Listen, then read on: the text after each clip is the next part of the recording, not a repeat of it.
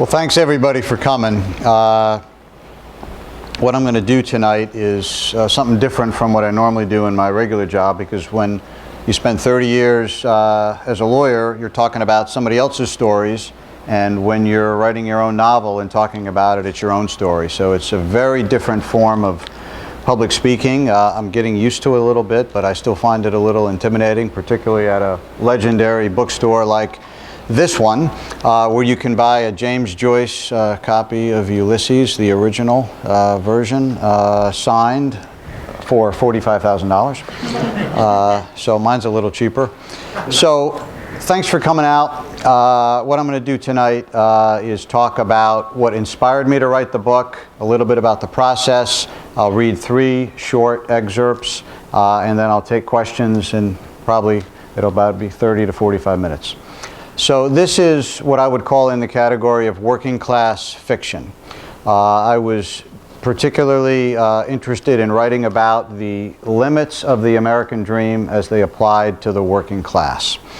I grew up in small town, rural America, upstate New York, and I spent much of my youth plotting my escape and pursuing it relentlessly.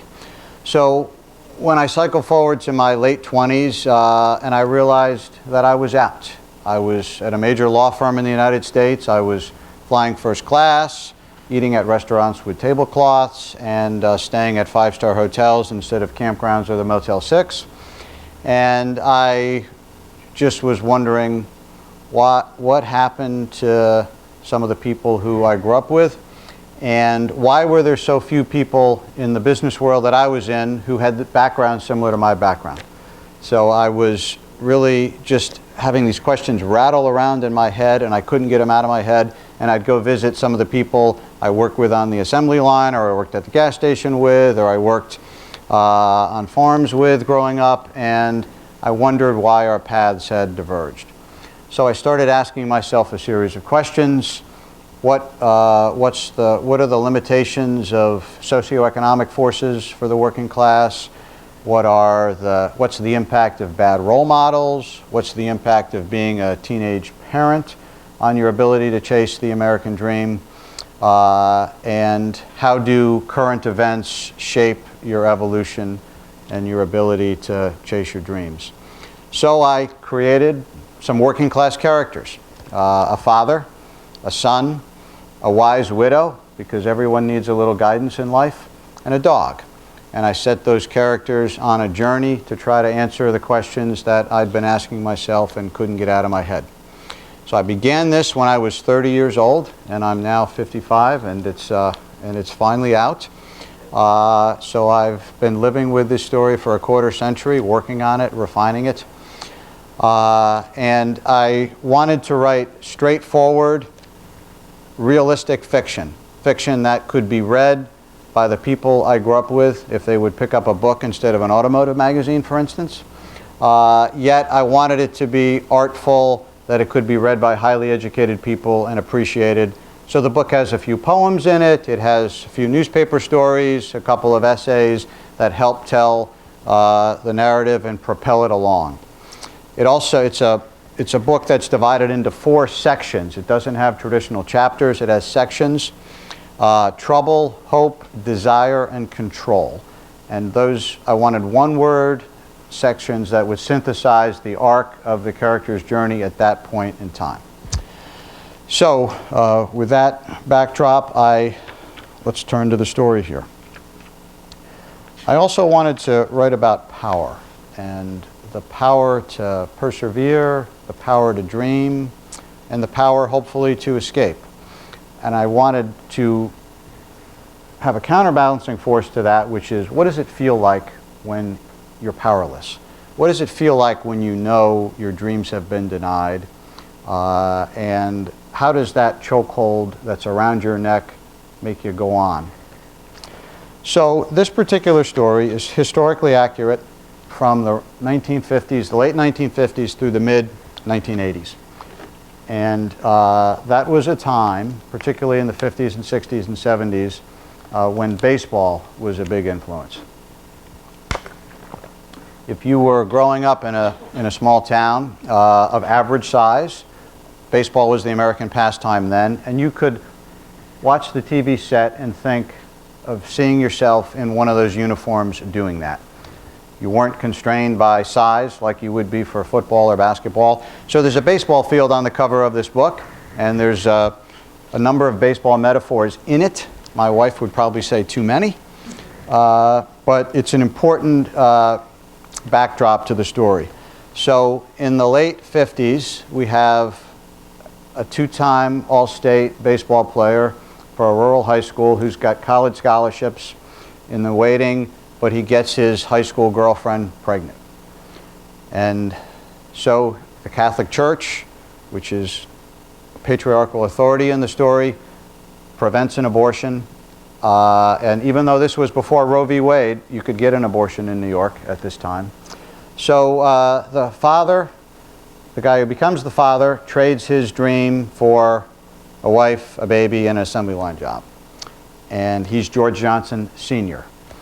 And if you cycle forward 12, 13 years to 1972, so 13 years, the son, George Johnson Jr., is 13 years old. He's got really long, shaggy brown hair and predatory green eyes. He's also a baseball player.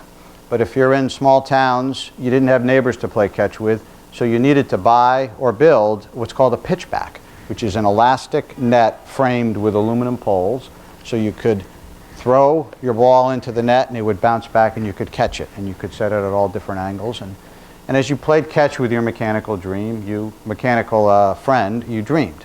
And I remember having a head full of dreams. So the scene I'm going to read takes place where the kid is home alone after having been suspended from school. George released the ball too early and it sailed over the pitchback.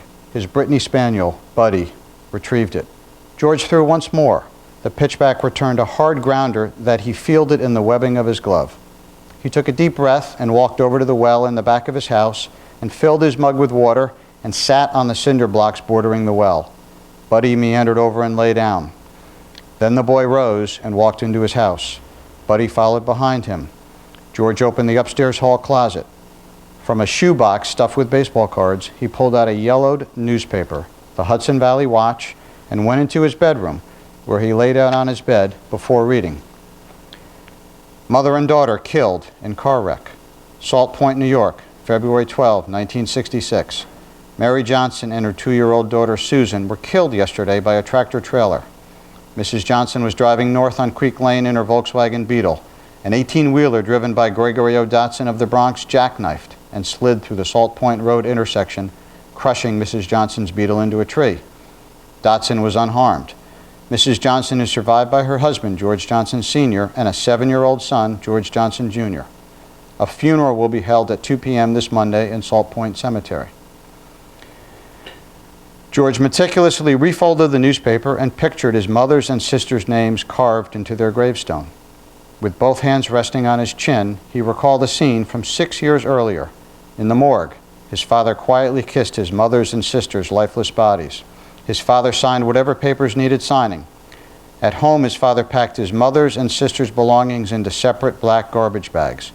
Clothes, shoes, Susan's toys. George listened to the steady bursts of air leaving his dog's nostrils.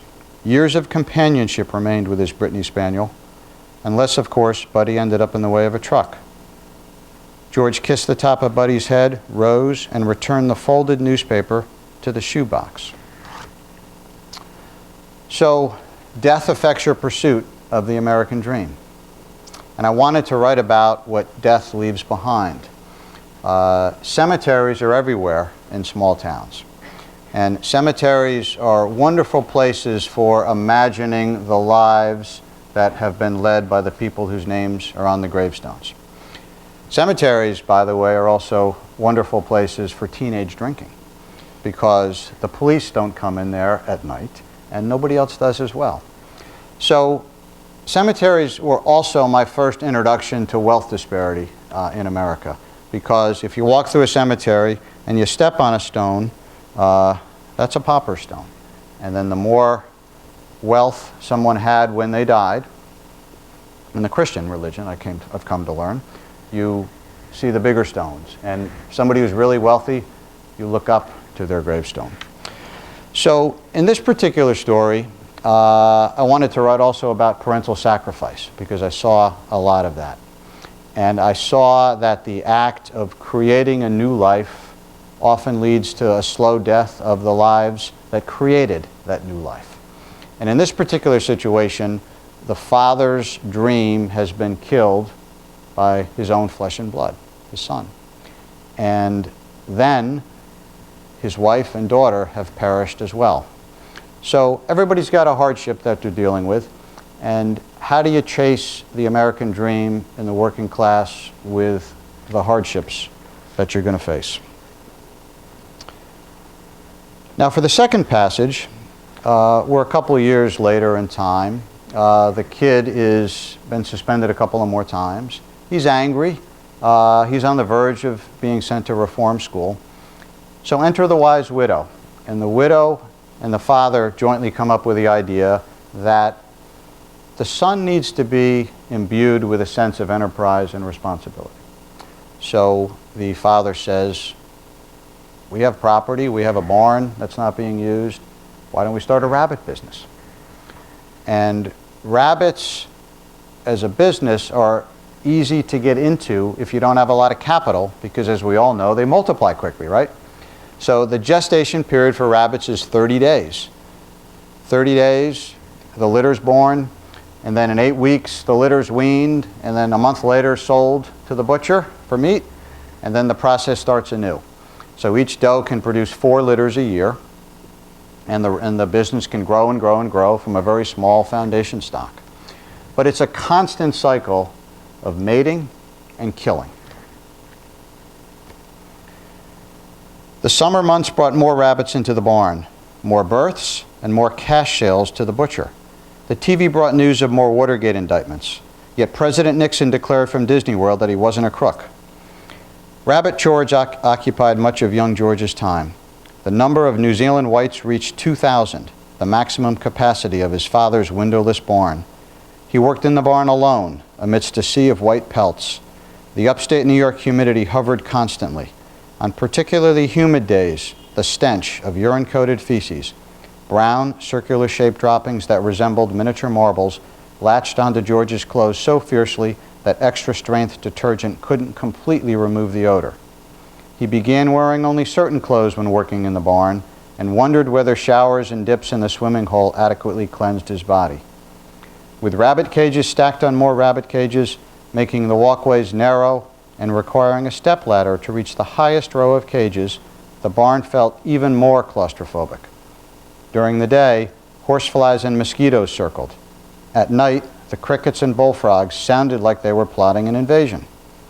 Paperwork and carting away rabbit droppings could be put off for a while, but George couldn't escape the barn until the rabbits had food and water. Other Salt Point kids milked cows, sheared sheep, slopped pigs, and cleaned up. George reminded himself that those kids' chores were no different from his daily routine, especially the cleaning, which remained the lowest task of them all. Something always needed to be cleaned, and kids were always candidates. George even grew tired of mating the rabbits. He found the humping repetitive. Rabbits didn't hump like humans, and he was a human who needed better role models. So I chose that passage because it illustrates the isolation and confinement that you can feel in the working class. Rabbits are confined to an existence of mindless fornication, essentially. And the stench of the rabbit droppings is designed to illustrate in one way how you can be branded for working with your hands.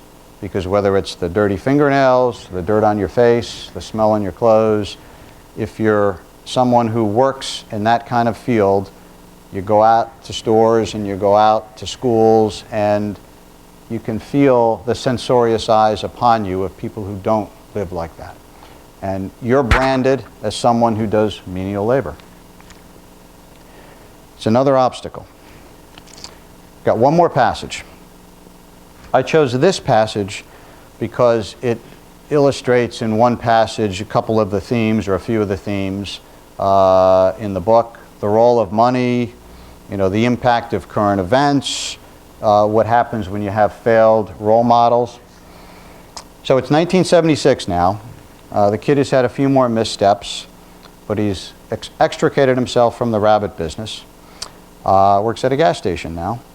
And he's done well in school. He's innately intelligent, and he's done well in school. And the principal, who has suspended him a couple of times, has called him into his office to say, you might be the valedictorian. But if you are the valedictorian and you want to deliver the valedictory address, you're going to have to cut your long hair. This is the next scene. George was scheduled to work that day at the Texaco station, but called in sick. After school, he drove home with his new girlfriend, Shannon Thompson. Shannon was a spry blonde, thin in appearance, and she had perfectly straight white teeth. George pulled into his driveway. Instead of going inside his house with Shannon, he opened the rear car door and allowed Buddy into the back seat. The three of them drove to the Clinton Rec Park. George opened 2 cans of beer and sat down on the Duster's hood. He tossed a tennis ball into the creek. Fetch, Buddy. George turned toward Shannon. I didn't like what went down today. I get this note. It's not even signed. The principal just orders me into his office. It's part of his power trip. He knew I was going to think it was bad, and he liked knowing that. Shannon said, adults do stuff like that. My father, he's the head of the county's health department. He loves to call people into his big office and tell them what to do. People love power. Yeah, I'd like to be in a position to make that principal squirm. Shannon sighed. You'd just like to do what everybody else does. Get some power and stomp on somebody because somebody else stomped on you. Buddy brought the tennis ball back. George took it from his mouth and threw it in the creek again. You're wrong. I just want to stomp on the guy who stomped on me. That's revenge. The bastard wants me to cut my hair. I've had this hair since the 6th grade. He's trying to control the way I look. Shannon took a swig of beer. Look on the bright side. You could give the big speech at graduation. That would be exciting. I don't know. If I have to cut my hair, I'm going to be pissed. The whole thing could get ugly. I think maybe I shouldn't do it. Say I'm not cutting my hair. Get somebody else. But my father, he'd love to see me up there.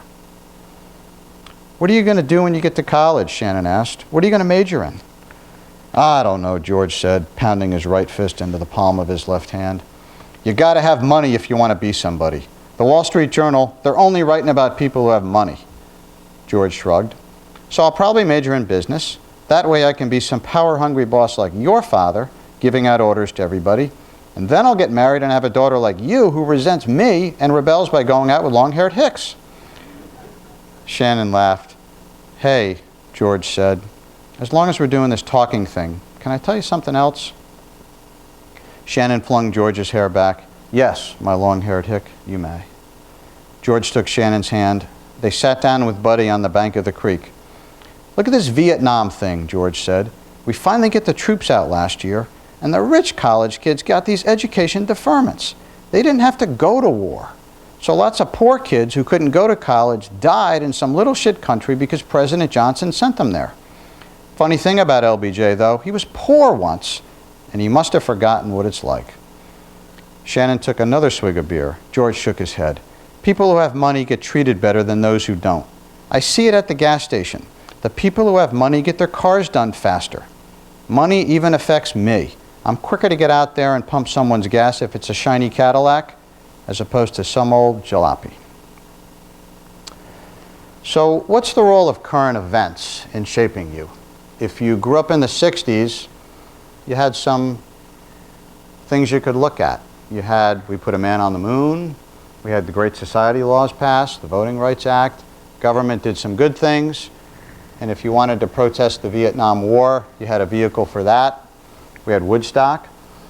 And even in 1969, against improbable odds, the Mets won the World Series. And then you cycle forward to the 70s, which was the generation I came of age in, and in the 70s, what did we get? We got Watergate. We got the president resigning in the face of certain impeachment.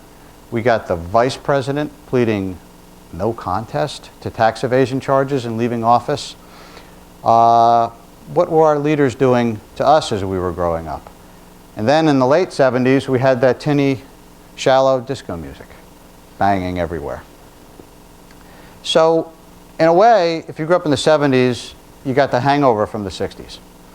So it makes you wonder, because as you're coming of age, no matter what generation you come of age in, you've got the centrality of money that creeps into your life. Because you realize that if you can't achieve a certain amount of success without achieving a certain amount of economic success. And then you see the centrality of work in people's lives. And you see that the people who are working in the menial jobs are really struggling, and social mobility seems really, really difficult. And it's far more difficult today than it was back then. And you see people like the president and the vice president who are on the take, and their only defense is everybody does it. I mean, that's essentially what their defense was. I got caught for doing stuff other people do. And you start to wonder, is everyone on the take? And if I'm walking past this store and I have wholly blue jeans on and only one pair of them, and there's a nice pair of jeans in the store, why can't I take them? Is that really harming anybody? And if you're thirsty, why can't I go to the 7-Eleven and steal a six-pack of beer? And so if they're doing it, why can't I do it? And it affects your moral compass. The moral elasticity that you see when you have those kinds of role models, it's just, you have to navigate around it. And then you see people getting their cars repossessed and dodging creditors. You know, you just have to really navigate through that, and it's hard to do. So I put some of that in the book. And let me make a few concluding comments. I don't want to give away too much of the story, because that's what I'm told I shouldn't do. But I really wanted to deconstruct the American dream as I and those I knew growing up had encountered it.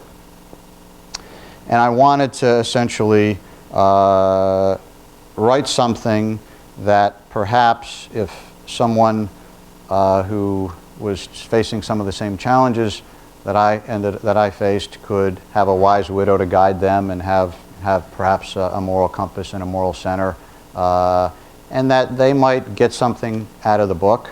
And probably I was doing that because I grew up Catholic, and Catholicism has its own suspect authorities, but it also has Catholic guilt. And I haven't been able to get that out of my system. And I feel bad for others who've, sort of been stuck and not been able to get where they wanted to be and hoped to be.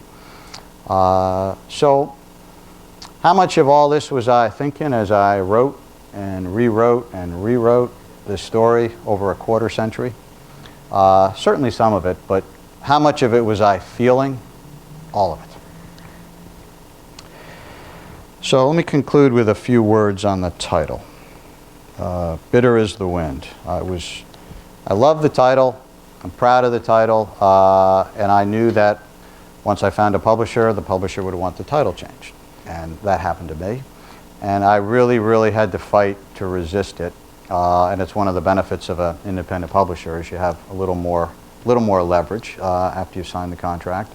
And I have a poem by this title in the book, and so I was really wedded to the title, and they didn't offer me any good alternatives of the 30 or so that they wanted. So if you're in the working class, the wind of life is bitter. That's the meaning of the title. There are lots of obstacles in life, and you've got to deal with those obstacles, and many of them are unseen. And if you have some money, you have a little bit of a cushion, because you have almost a form of insurance against what might happen. But they're out there, they're lurking, there's a lot of debris-carrying ghosts out there. You get a girl pregnant, you get caught shoplifting, you get drunk and do something stupid. Those things can happen. So there's a lot of sweet breezes in life, but in the bitter wind there's some ghosts, and you've got to guard your personal space and your family's personal space against those kinds of things and events. And that's the title, Bitter is the Wind. So That's all I have to say in my prepared remarks and my reading. It's just wonderful to be at this unbelievable, legendary bookstore. So I hope you support them and pick up a book. And thanks so much for coming out tonight. I'll take any questions. Thanks a lot, Joe. If anybody has any questions, feel free to raise your hand and I'll bring you a microphone. Sure, I'll be right over.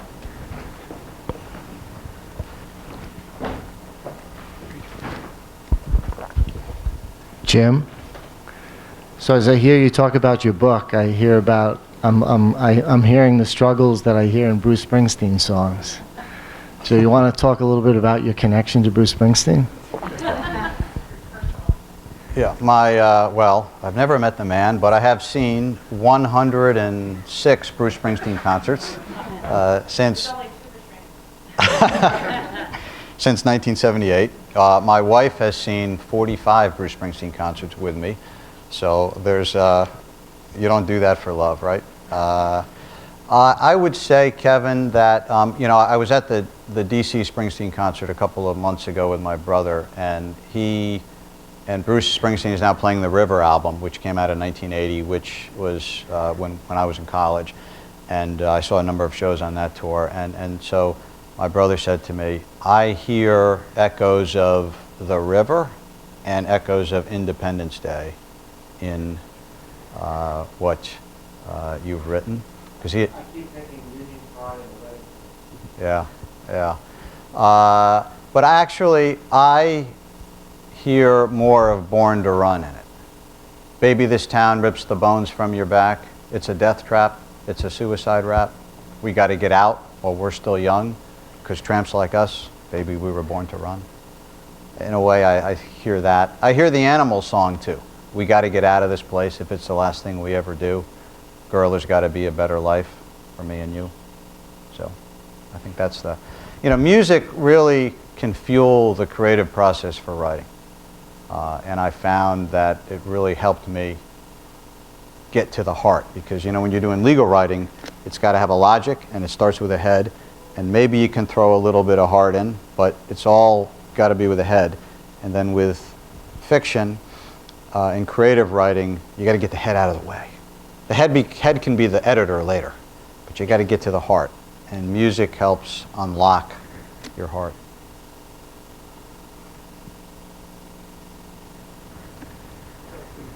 I think he's going. We're passing the microphone around here. In writing the book, and I guess as it relates to you growing up in a small town, I guess my question is, can you go back? Can you go back to that small town? Do you have any feel to go back, or does it haunt you to go back to that small town? I go back a lot, actually, and I feel drawn to go back. And I'm going to go back 2 days from now. I've got an event up in Hudson, and I'm going to drive through. And I actually took my wife and kids back to the house I grew up in a few years ago. And the guy just knocked on the door, and the guy was very nice. And so I walk the same streets. I go to the one of the gas stations is still there. One of them's not still there. And I guess maybe I need therapy or something, but I don't know why I do, and I don't know whether it's because I'm trying to make something right that was wrong, but I just feel compelled sometimes to go back. So I don't shun it at all.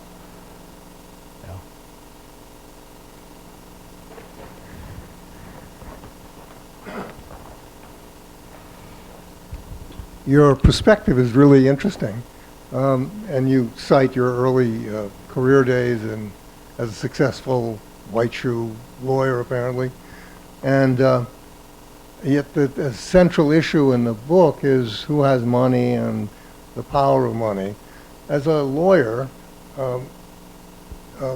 what was your feeling when you read the Supreme Court decision that said that money is speech?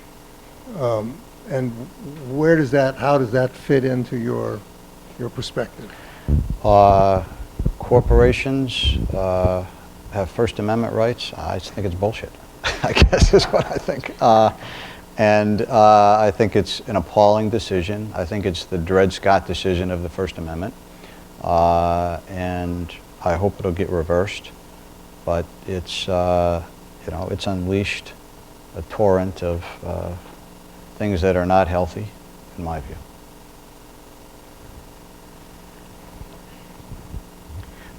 You seem to denigrate disco.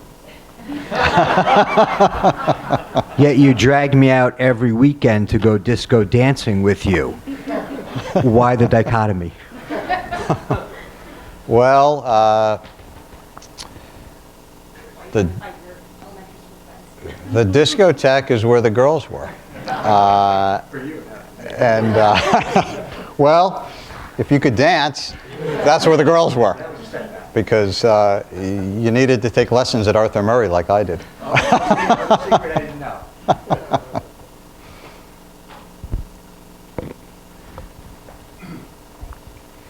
Following on the question of where are the girls, this is a very male book. I'm about 3/4 through, I think, at Percy's Paradox. If that clues you in. Mm-hmm. And in some ways, it's very much about the absence of women or the pursuit of women. Mm-hmm. You see a lot of women who aren't there or who are unattainable. And yet, at the same time, it's very much a story about a son and a father and them kind of making their way through the world and figuring out how to interact with a lot of stereotypical male stuff. Mm-hmm. So I would just love to hear more about how you thought about the gender dynamics in this book and how your female characters especially were placed, because they seem very purposeful. Well, women have the wisdom, and that's reflected in the widow.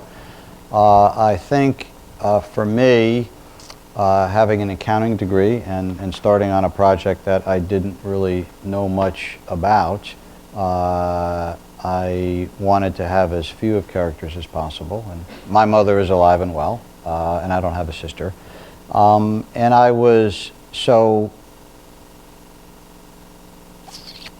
I think in terms of, I wanted to have, I went through, when I first wrote the draft, it was 108,000 words. It's now 63,000 words, and probably half of those words are words that were in the first draft, and maybe half weren't. So it was a process, and I dedicated the book to this guy, Pete Stadelman, because he was a security guard in my building in Portland and helped me figure out what I was trying to do with what was basically a used car lot worth of fiction. And I had to get rid of some parts and find some parts and make them better and shinier and bring some new parts in and put it together. And so I really wanted to focus on two characters and two protagonists, and maybe I don't know enough about women's emotions to write well about them.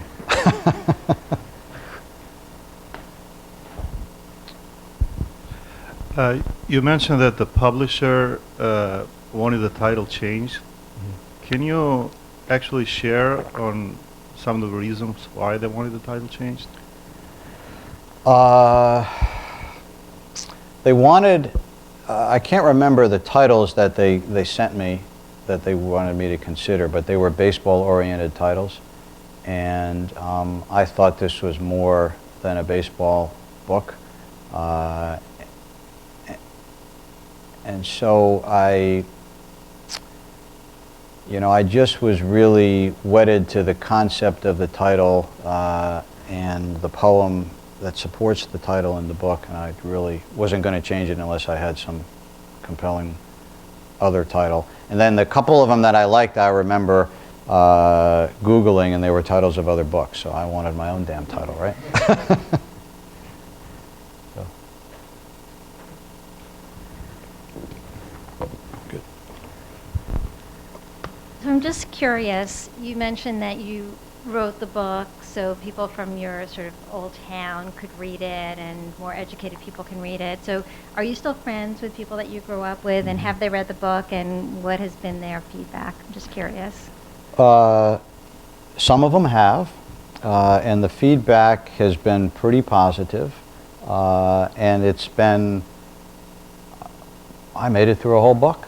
I hadn't read a book. My younger brother who's a wealth manager. This is scary, actually. He's a wealth manager with over $100 million under management. He hadn't read a book since college. And he reads ESPN magazine. And so he read the book and was proud that he made it through it. And, you know, it was just something he wouldn't otherwise have done. And my father read it, and he hadn't read a novel ever, I don't think. You know, the feedback, I think a lot of them don't know what to make of it in some respects. It's, And then I have a brother who's an engineer for a major company, and he hadn't read a book since college either. And he said, well, it was a little slow in the beginning, but it really got good about a quarter of the way in, and then I was able to finish it. I said, what'd you think of the poetry? And he said, I didn't understand it. So he builds weapon systems. A variant on that question. I understand you've been very eloquent about your thoughts of going back and your thoughts of having gotten out. I'm curious also, in addition to the reception the book has gotten in your hometown, the reception you get when you go back, given what you've accomplished and the fact you've been able to maintain the relationships. I'm curious how, if you could share any thoughts with us about that. So I think the thoughts are, Jimmy, we never saw this, is a common thing. I actually have a group of guys, and this guy should come more often. We get together once a year, guys we went to high school with, and it's for some of these guys, it's the big vacation. We go to Vegas or Atlantic City, typically. They like casinos.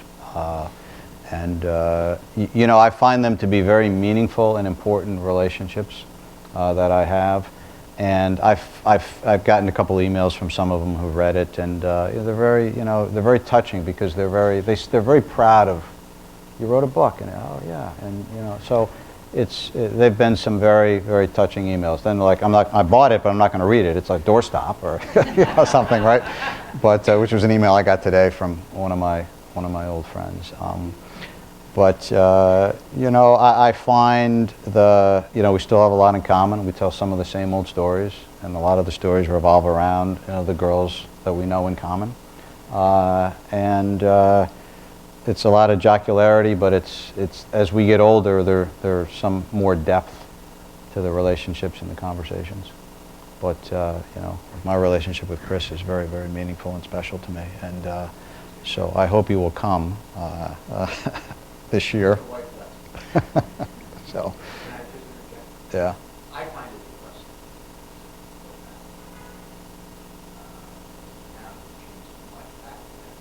Louder. Back when IBM was growing, it was a very popular town, a lot of money, good lifestyle. Parents, what did I get? Both. Both. Yeah. There you go. Now when I go back, you can see there's a depression. So you live on those memories of what it used to be like. When I go back now, I'm depressed. Yeah, so in Dutchess County, when we were growing up in the 70s, IBM was the major economic force, and IBM was responsible for 40% of the property taxes collected by Dutchess County at the time, which is a staggeringly high percentage. And so when IBM started downsizing in the 90s, the county really was in dire economic straits. It's somewhat recovering now, but so I actually like going back there, and I like hanging out with some of the same friends, and I like going to my high school reunions. I think I've been to all of them except for one. They're important to me to go to. So, Any other questions? A quick comment and a quick question. So regarding your need to do therapy, I have a piece of advice or a comment back that I think 25 years to write a book, probably right there is your therapy. But my quick question was, I was going to ask you what was different over the 25 years, but you told us already. For clarity, did your security guard in your building, was that your first editor? Is that what you said earlier? Really? that's right. How'd that go? So I was working a lot of nights. He was the 4 to 12 security guard. His name is Pete Stadelman. He's who I dedicated the book to. He is now in his late 70s, but he would be reading great books at night. So he'd be reading Joyce or Melville, and I'd stop and talk to him, and I like to talk to security guards in the buildings and just sort of find out why they have the job and what they like about it, and he liked reading. But he was so educated. I told him, I got this manuscript, and he said, I'll see it. And so he spent a lot of time working with me, and he's the only person I still send letters with back and forth. You know, he lives in a mobile home now in Arizona by the Mexican border, and we write back and forth a couple times a year, and he would just send me these sometimes 10-page single-spaced letters. Jim, I've been thinking about your novel. Here's what I think you should do with this character and that character. And I never really was able to pry loose from him. I went out drinking with him a couple times, and I was never able to get his story. I know there's a story there. And when I decided I was going to dedicate the book to him, my wife, the former prosecutor and now judge, who's here tonight, said I needed to run a criminal records check on him. Because I could not have ended up dedicating my book to a registered sex offender, for instance, right?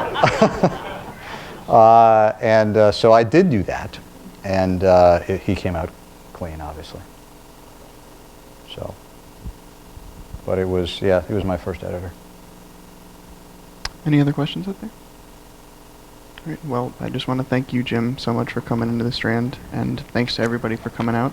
And let's give Jim another extremely celebratory round of applause for Bitter Is the Wind.